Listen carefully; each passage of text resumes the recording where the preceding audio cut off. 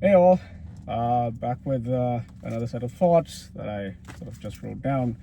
Um, so today I wanted to share my opinion on the AI tools, especially in the let's say programming sphere. Everyone has some opinions, and this is mine. So I think the framing, first of all, is all wrong. Let's get one thing out of the way. I don't think this AGI thing means anything. It's nonsense in the literal sense, but more on that later. I do find it having some sense of like massive impact, but just not in the will it replace people or not kind, or will it rewrite, will it write everything or not. I think that framing is wrong, and instead I think of it as a transformation, similar to how things like compilers, interpreters, transpilers, etc., and a dense collection of transformative tools of that sort facilitated several decades ago. And if you rewind 50 to 60 years ago, there were computers then, but they were wholly different in their experience, and not just because of their large size and low, shockingly, amusingly low resource capacity, but in their interaction. And people programmed in assembly, even machine code, and uh, more importantly, they felt it was normal to do that. And I think that's the key point. Like, what it feels normal to do changes over time. And today, you typically don't care at all about that low-level part of the code, and in fact, you are likely not even aware of it. You may need to look into that if you do kernel development, or you work on the engine for some AAA game, or you're looking into some perf aspects and so forth. Or if you're curious, fire engine. Or if you're curious, you might look at a site like godbolt.org and view, play around with the transformations there, and satisfy your curiosity on what happens. But you don't really care about how this is playing out. You treat the compiler as a black box, and so that means you rely on these abstractions, and these abstractions let you sort of do more, because whether you're aware of it or not, the abstraction for you is the syntax of some programming language. And okay, side note, we do need better abstractions, but again, separate discussion. Now, the thing about abstractions is that they hide something, and so they have costs. Now, low-level skills are still needed, but uh, they are rarely needed. If you consider the total population of everyone who considers themselves some sort of like software engineer slash programmer, the percentage actively engaged in either writing compilers or otherwise, interacting with the emission, or interaction with assembly and machine level code is vanishingly small, right? And so, just like any other skill, not engaging with it erodes your ability to do it over time. And so there's a trade-off. But this trade-off is worth it, or is judged worth it, because the total productivity and the sort of reach in terms of what is possible to build, is vastly more. And you could not expect to build the intricate experience of like a modern day iPhone with 1960s era tools, technologies, and especially not abstractions. So I put it to you that AI tools, while they might be presently engaged in writing code, should be seen as, first of all, here to stay, because no one is going to give up on that kind of productivity, but also offering this transformation. where you now have this opportunity to wear multiple hats. You can be when you are building one of these, say, mini apps, plugins, portions of systems entirely in this way, you are sort of asked to be a combination of a team of people today. You are the engineer, the PM, the manager, the reviewers, whatever, all of that. So I'm not proposing that all software will be one-shotted someday. That sort of vibe coding perspective is, I don't think it translates over.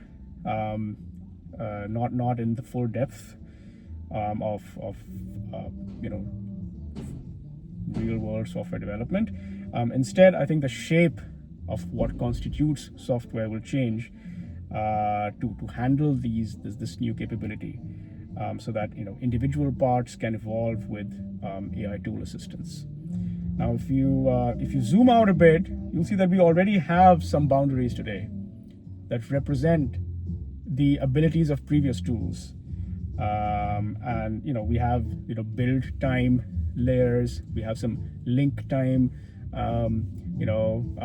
steps and interfaces, and we have better or worse forms of module interfaces and so forth, and they are so normal now that you don't think about it, but these have evolved along with the capabilities of the tools that generate these artifacts, and therefore that need to then be composed in certain ways. And so I think AI tool use introduces new kinds of isolation boundaries, and although what that looks like and where it will settle in established practice once this tool use has fully percolated and had its disruptive impact is kind of hard to say. But whatever it ends up at, it will let us move higher up in this sort of stack of capabilities. And we will we will capture in some ways, maybe even in some slightly non-deterministic way, or even perhaps with some notion of tolerances, this concept of there is an interface that describes some arbitrarily sized capability, component, or system that has been constructed entirely through AI tool use. And how you describe that is something that we will evolve out. But that will then determine the total shape of what we build. Also, human architecture will always be needed. It has always been needed. It has notably been absent in some places. So you can always do things better or worse. Like even today, you can sort of dig yourself into a deep hole, and do it badly. So the doing it badly is always an option. But this will allow us to scale vastly beyond what we do today, and in somewhat a similar manner to how we scaled up to where we are today, in ways that were not possible to imagine in the sort of early post World War II era computers, which we would look back now as sort of glorified calculators. So what does this mean for let's say software engineers today? I think one thing I can confidently state is that value will finally, and this has been said before, so maybe it will take longer than I think, but I think value will finally shift away from syntax. I think syntax will be commodified to some extent, or at least the syntax of the kind of generation that we do today. There might be some very different kind of syntax that evolves to capture the kind of interface I hinted at before, this sort of non-deterministic or tolerance-based spec, etc. But it won't be exactly what it is today. So that I think will shift away. And instead, you will need things that, in some sense, you already needed this. Best practices have alluded to this in various books, various, let's say, frontier programming language tools, articles, blogs, etc. have hinted at this, but this will, I think, finally make it invaluable. Things like clarity of intent, designing boundaries, explicitly specifying constraints and contracts, and encouraging a very obvious sort of system thinking. Also, taste.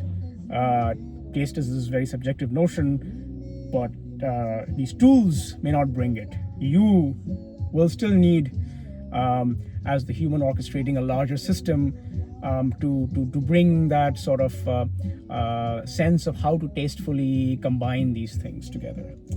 And I think this is the multi-decade sort of cycle of improvement, where you have this sudden burst of transformation, which sort of separates what is sort of below from what is above, and creates this boundary, and it allows for this trade-off between what you do above that layer through judicious use of abstractions provided by that, and what you previously did at a lower level. I think I'll share more on this later. Some of these maybe side quests that I alluded to. Stay tuned.